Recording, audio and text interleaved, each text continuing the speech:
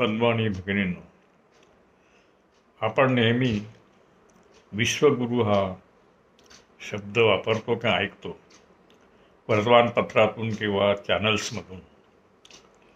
पण ही विश्वगुरू ही काय कल्पना आहे, हा काय प्रकार आहे, हे बहुतेक लोकांना मनुस्मृती न वाचल्यामुळे माहीत नसते. परंतु सध्या जो मोदींना विश्वगुरू म्हणण्याचा पण एक प्रघात पडलेला आहे. अनेक चॅनल्सवाले मनूला विश्वगुरू म्हणतात, कारण मोदी हा सुद्धा मनुवादी संघटनेचा पक्षाचा प्रमुख आहे.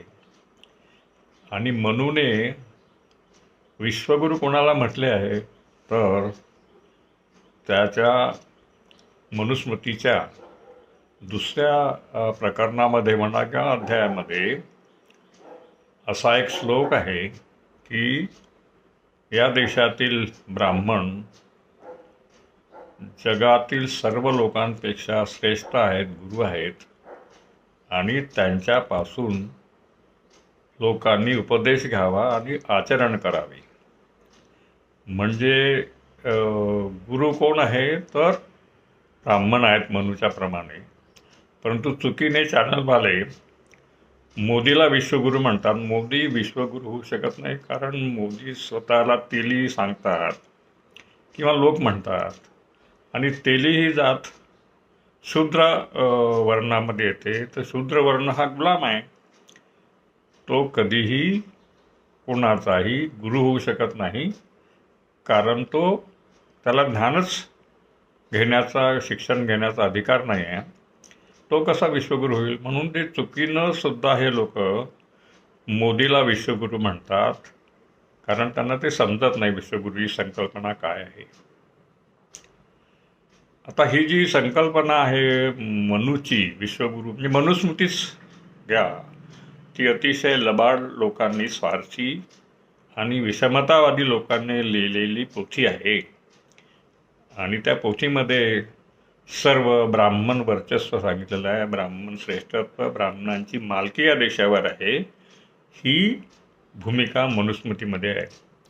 आता मनू हा केव्हा झाला तर काही लोक त्याची दोन उदाहरणं देतात.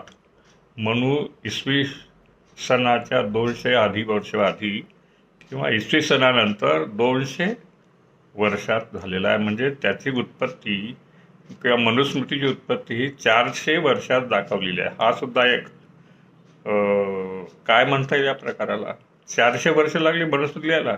म्हणजे एक्झॅक्ट मनूचा काळ, मनुस्मृती एक्झॅक्ट केव्हा लिहिली ही कुणालाही माहीत नाही आहे. आणि म्हणून मनुस्मृती हा एक विचित्र प्रकार आहे, कारण त्याची उत्पत्ती केव्हा झाली आणि कुठे झाली. मनुस्मृती कुठे लिहिल्या गेली याचं उत्तर देखील अस्पष्ट आहे. कोणी ते सांगत नाही. काही लोक म्हणतात उत्तर पश्चिम भारतात, म्हणजे पंजाब वगैरेमध्ये झालेली आहे.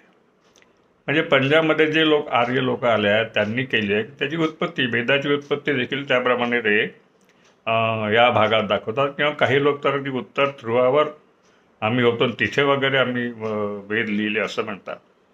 याचा अर्थ हा आहे की मनुस्मृतीची उत्पत्ती ही त्या काळात आणि त्या भागात झाली भारतात.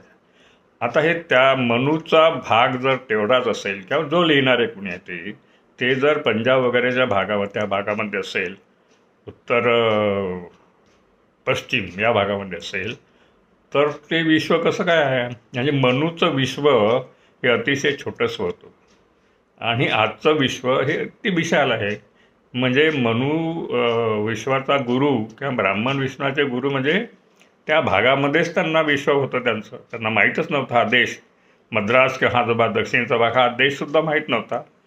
आणि तरीही ते विश्वगुरू असल्याचा जो दावा करतात तो किती मूर्खपणाचा आहे हे आपण समजून घेतलं पाहिजे.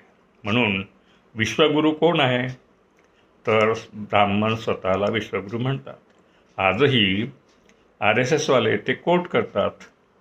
गोळवलकरांनी त्यांच्या बंच ऑफ थॉट्सच्या आधीचं जे पुस्तक आहे त्यांचं, वी ऑर अवर नेशनहूड डिफाईंड या पुस्तकामध्ये देखील मनुस्मृतीमधला हा श्लोक लिहिलेला आहे. याचा अर्थ गोळवलकर ब्राह्मण आहे आणि ब्राह्मण विश्वगुरू आहे.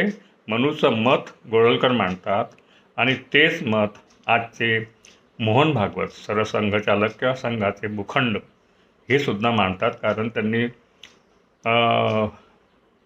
5 जानेवारी 2020ला रामाच्या मंदिराची जी जागेचं पूजन झालं त्यावेळेस देखील गोळवलकरांनी म्हटलेला मनुस्मृतीमधला श्लोक त्या ठिकाणी म्हटला की ब्राह्मण जगात सर्वश्रेष्ठ आहेत. आपले मोदी बुवा तिथे बसले होते त्यांच्याबरोबर आणि त्यांचं आसन हे भागवतांच्या आसनापेक्षा ठेंगणं होतं, कमी उंचीचं होतं. याचा अर्थ मोदीपेक्षा संघाचं किंवा संघ प्रमुखाचं स्थान उच्च आहे आणि तो ब्राह्मण आहे. म्हणजे मोहन भागवत ब्राह्मण आहे म्हणजे विश्वगुरू आहे हे आपण लक्षात घेतलं पाहिजे.